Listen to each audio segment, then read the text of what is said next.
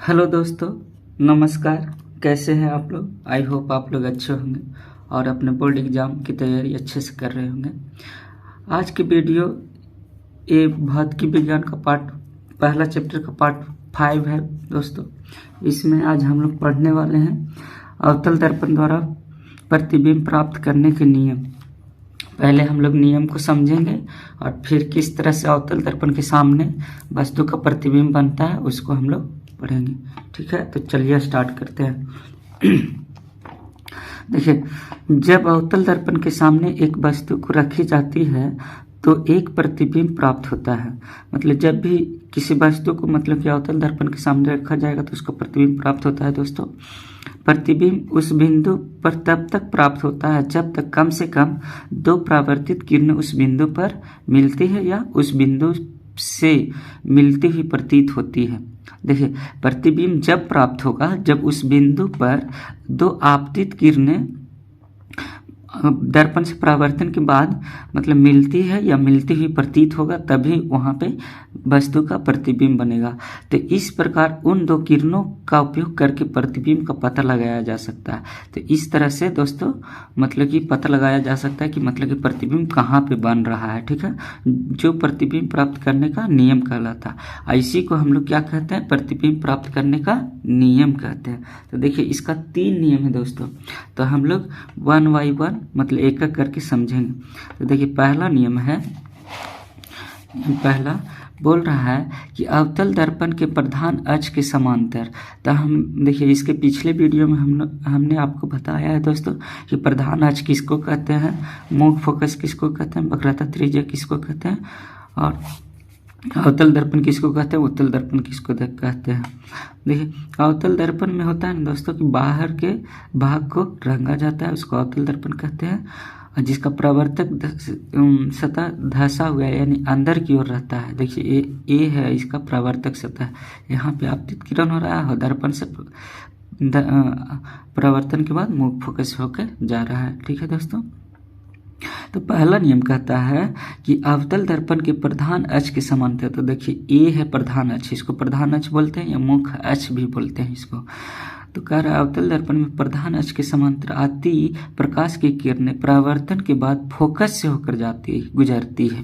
तो देखिए, ए प्रधान अक्ष के समांतर आ रही है दोस्तों, और यहाँ से दर्पण से परावर्तन हुआ, परावर्तन के बाद मुख्य फोकस से होकर यानी फोकस से होकर गुजरती है। ये पहला नियम है, जरूर से याद रखिएगा। ठीक है, इसी को यूज करके हम लोग प्रतिबिंब कहाँ पे बनता है उसको हम लोग पता करेंगे। देखिए, दूसरा नियम बोलता है कि अवतल दर्पण के वक्रता केंद्र से होकर जाने वाली प्रकाश की किरणें पुनः परावर्तित होकर उसी दिशा में लौट जाती है। तो देखिए, इसमें है, देखिए वक्रता केंद्र है ये आपका मुख्य फोकस है, ये आपका ध्रुव है और ये आपका अवतल दर्पण है। तो देखिए, कह रहा है ना कि इसमें जो आपतित किरण है वो वक्रता केंद्र से आती है और उसी पे वापस लौट जाती है। तो ये दूसरा नियम है प्रकाश के परिवर्तन के, आपतित किरण का जो दर्पण का परिवर्तन होने का जो नियम है वो किरण आरेख का। तो ये दूसरा हुआ। और देखिए, तीसरा में आपका है दोस्तों कि अवतल दर्पण के फोकस से होकर गुजरने वाली प्रकाश की किरण परावर्तन के बाद प्रधान अक्ष के समांतर हो जाती है।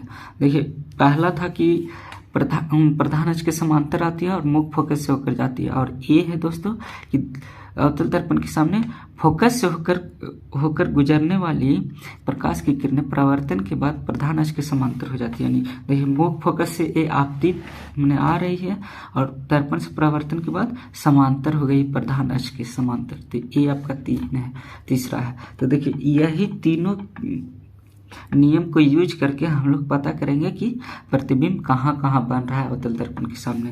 तो देखिए, अवतल दर्पण द्वारा विभिन्न प्रकार के प्रतिबिंब का निर्माण। तो देखिए, अवतल दर्पण द्वारा बने प्रतिबिंब की स्थिति उस दर्पण के सामने रखी वस्तु की स्थिति पर निर्भर करती है। देखिए दोस्तों, ये आपका ऑब्जेक्टिव में भी पूछ सकता है कि अवतल दर्पण द्वारा बने प्रतिबिंब की स्थिति क्या किस पे मतलब कि आधार निर्भर करती है। तो देखिए अवतल दर्पण द्वारा बने प्रतिबिंब की स्थिति उस दर्पण के सामने रखी वस्तु की स्थिति पर यानी वस्तु की स्थिति पर निर्भर करती है, ठीक है। और जब वस्तु को निम्न 6 स्थानों पर रखा जाता है। देखिए अवतल दर्पण में 6 जगहों पर रखा जाता है दोस्तों। पहला जगह है कि ध्रुव और फोकस के बीच रखते हैं, दूसरा है फोकस पर रखते हैं, तीसरा है फोकस और वक्रता केंद्र के बीच रखते हैं, और चौथा है आपको वक्रता केंद्र पर रखते हैं, और पांचवा है अनंत और वक्रता केंद्र के बीच रखते हैं, और छठा है अनंत पर रखते हैं, ठीक है। देखिए पहला हम लोग ध्रुव पर रखेंगे और मुख फोकस के बीच, और दूसरा रखेंगे मुख फोकस पे, और तीसरा रखेंगे फोकस और केंद्र के बीच, वक्रता केंद्र के बीच, और चौथा रखेंगे वक्रता केंद्र पर, पांचवा रखेंगे अनंत और वक्रता केंद्र के बीच, और छठा रखेंगे अनंत। चलिए वन मतलब करके समझते हैं। तो पहला हम लोग रख रहे हैं जब वस्तु दर्पण के फोकस और ध्रुव के बीच स्थित हो, यानी दर्पण मुख फोकस और ध्रुव के बीच। देखिए इसमें हम रखे हैं फिगर में, देखिए ए आपका ध्रुव है, ए आपका मुख फोकस, तो ए दोनों के बीच में वस्तु रखा गया है दोस्तों, ठीक है। तो अब देखिए इसका क्या स्थिति रहता है। जब वस्तु ए बी दर्पण के मुख फोकस एफ और पी के बीच, यानी फोकस एफ और ध्रुव पी के बीच, ध्रुव को पी से सूचित किया जाता है, बीच रखा जाता है, तो प्रतिबिंब ए डैश, यानी देखिए ए डैश ए प्रतिबिंब दर्पण के पीछे बनता है। यह प्रतिबिंब काल्पनिक, सीधा और वस्तु से बड़ा होता है। तो देखिए जो दर्पण के पीछे प्रतिबिंब बनता है दोस्तों वो काल्पनिक होता है, और काल्पनिक जब कहेगा ना दोस्तों, तो जब भी काल्पनिक प्रतिबिंब बनता है तो हमेशा सीधा बनता है और वो वस्तु से बड़ा बनता है, ठीक है। काल्पनिक कभी छोटा भी बनेगा, कभी बड़ा भी बनेगा, लेकिन काल्पनिक कहने का मतलब होता है सीधा, हमेशा याद रखिएगा। काल्पनिक का मतलब सीधा और वास्तविक का मतलब होता है उल्टा, वो आगे हम बताएंगे। तो काल्पनिक सीधा तथा वस्तु से बड़ा। तो देखिए इसमें शॉर्ट में लिख दिए कि दर्पण के पीछे बनेगा काल्पनिक को ही आभासी बोला जाता है, और तीसरा सीधा बनता है, और जो बीम यानी वस्तु, बीम बोलेंगे तो वस्तु, और प्रतिबिंब बोलेंगे तो उसका मतलब होता है प्रतिबिंब। बीम का मतलब वस्तु और वस्तु से बड़ा। देखिए स्थिति दो में था दोस्तों कि जब हम वस्तु को फोकस पर रखते हैं, ठीक है। तो देखिए जब वस्तु एफे, देखिए यहाँ पे एफे है जो वस्तु है, ठीक है, ये वस्तु की ऊंचाई है। तो जब वस्तु को एफे दर्पण के फोकस एफ पर रखा जाता है तो प्रतिबिंब अनंत पर वास्तविक, उल्टा और वस्तु से बड़ा बनता है, ठीक है। जब वस्तु को एफे दर्पण के फोकस पर रखा जाता है तो प्रतिबिंब अनंत पर और वास्तविक तथा वस्तु से बड़ा होता है। देखिए इसको शॉर्ट में लिख दिए, अनंत पर, वास्तविक, उल्टा और वस्तु से, यानी बीम से बहुत बड़ा बनता है, यानी अनंत पर बनेगा और वस्तु से बहुत बड़ा बनेगा दोस्तों। याद रखिए कि जब मुख फोकस पर वस्तु को रखा जाता है तो उसका प्रतिबिंब अनंत पे बनता है, और वास्तविक, तो अवास्तविक जब कहेंगे तो वास्तविक का मतलब होता है उल्टा। तो और स्थिति याद रखेंगे, जब मुख फोकस पर बनता है, रखा जाता है, तो उसका अनंत पे प्रतिबिंब बनता है। देखिए ये जो लाइन है ना दोस्तों, ये आपका अनंत पे जाके मिलता है। तो इसी वजह से बोलते हैं कि जब दर्पण से परावर्तन के बाद जिस बिंदु पर मिलता है या मिलती हुई प्रतीत होता है तो वो है ना प्रतिबिंब बनता है। तो देखिए ये जो लाइन है ना दोस्तों, ये आपका अनंत पर मिलेगा, इसलिए यहाँ पे जो प्रतिबिंब बनेगा वो अनंत पे बनेगा, और वास्तविक उल्टा बनेगा, और वस्तु से बहुत बड़ा बनेगा, ठीक है। तो देखिए हम लोग तीसरा स्थिति देखते हैं। तीसरा स्थिति में वस्तु को हम लोग वक्रता केंद्र और फोकस के बीच रखते हैं। तो देखिए ये वक्रता केंद्र है, ये फोकस है, ठीक है। तो देखिए जब वस्तु को दर्पण के फोकस, वक्रता केंद्र और फोकस के बीच रखी जाती है।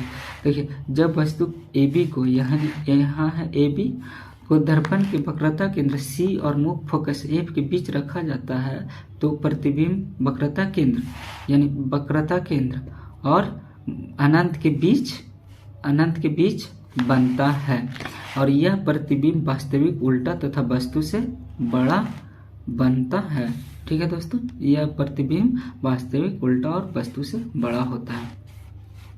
तो देखिए यहाँ ए डैश है, ए और बी डैश, ए प्रतिबिंब बना, और कहाँ बना, तो वक्रता केंद्र और अनंत के बीच। देखिए हम 3 किरण बताए थे दोस्तों, इसमें जो किरण है ना, पहला किरण वो देखिए वक्रता केंद्र पर आ रहा है, तो हम बताए थे कि जो वक्रता केंद्र पर आता है वो दर्पण से परावर्तन के बाद उसी पथ पर मतलब उसी रास्ते से लौट जाता है। तो देखिए पहले ये आ रहा है और फिर इसी पे जा रहा है। और दूसरा बताया गया था कि जब पहला जब ये जो आपका आपतित किरण होता है अगर प्रधान अक्ष के समांतर हो तो दर्पण से परावर्तन के बाद मुख्य फोकस से होकर गुजरती है। तो देखिए ये समांतर है और मुख्य फोकस से होकर गुजरती है। और देखिए यहाँ पे मिल रहा है, तो यहाँ पे जहाँ पे मिलती है वही ना प्रतिबिंब बनता है। तो यहाँ पे देखिए प्रतिबिंब बना है। ठीक है दोस्तों, आई होप आप लोग समझ पाए होंगे। अब देखिए वक्रता केंद्र और अनंत के बीच बनता है प्रतिबिंब, वास्तविक उल्टा और वस्तु से बड़ा बनता है। अनंत पर बनेगा तो बहुत बड़ा बनता है, ठीक है ना, बहुत बड़ा। और जब अनंत और वक्रता केंद्र के बीच बनेगा दोस्तों तो वस्तु से बड़ा बनेगा। ठीक है, अब देखिए आपका चौथा स्थिति में है दोस्तों कि जब वस्तु को वक्रता केंद्र पर रखी जाती है।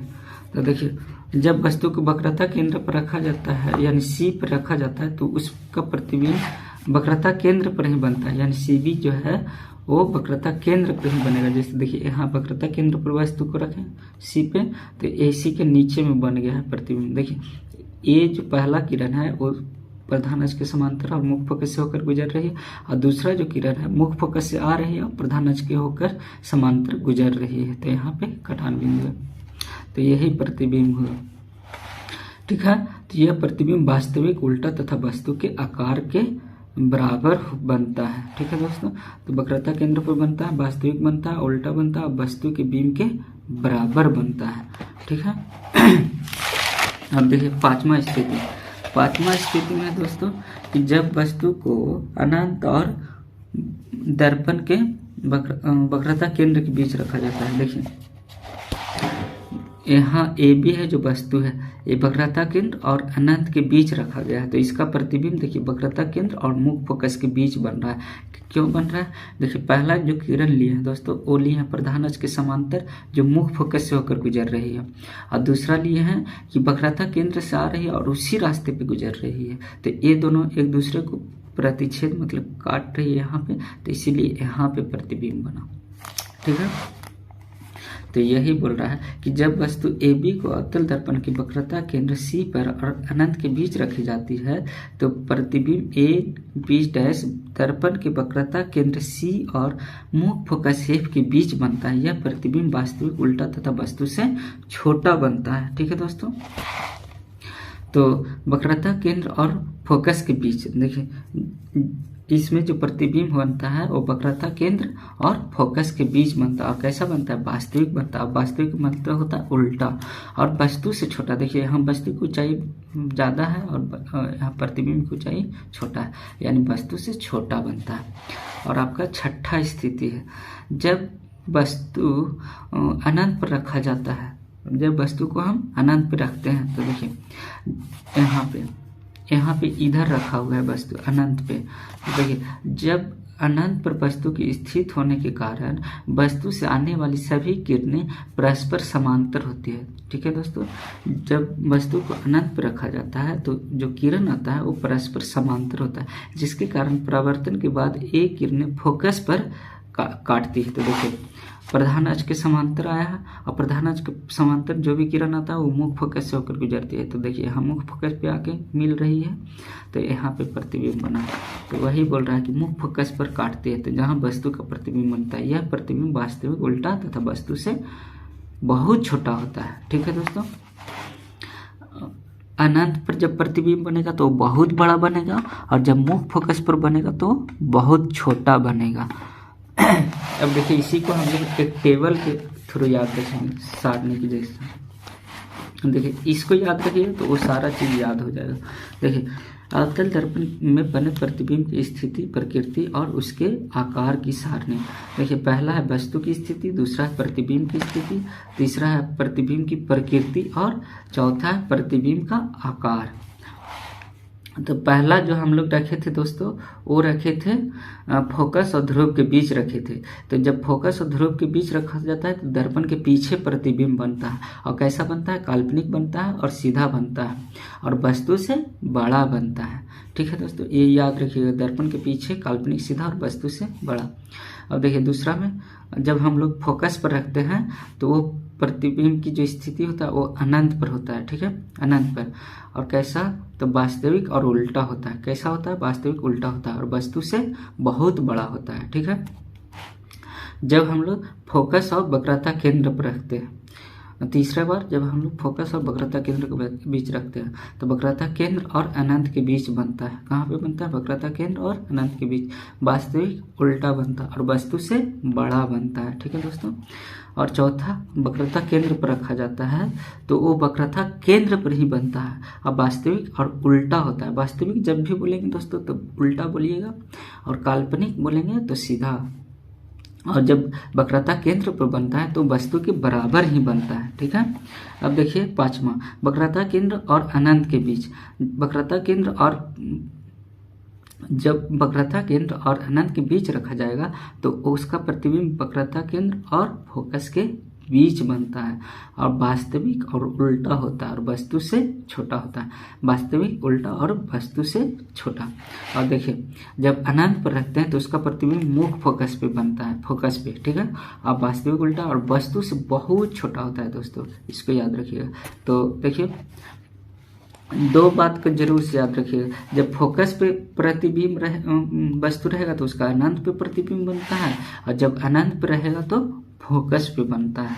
और देखिए जब फोकस पर रहता है तो अनंत पर बनता है और बहुत बड़ा बनता है, काल्पनिक, वास्तविक और उल्टा होता है। जबकि अनंत पर रहता है तो मुख्य फोकस पे बनता है और वास्तविक, उल्टा और वस्तु से बहुत बड़ा बनता है। ठीक है दोस्तों, तो आज के लिए इतना ही रहने देते हैं, और अगले वीडियो में हम लोग उत्तल दर्पण के बारे में पढ़ेंगे और उसमें देखेंगे वस्तु को कहाँ कहाँ रखने पर उसका प्रतिबिंब कहाँ कहाँ बनता है।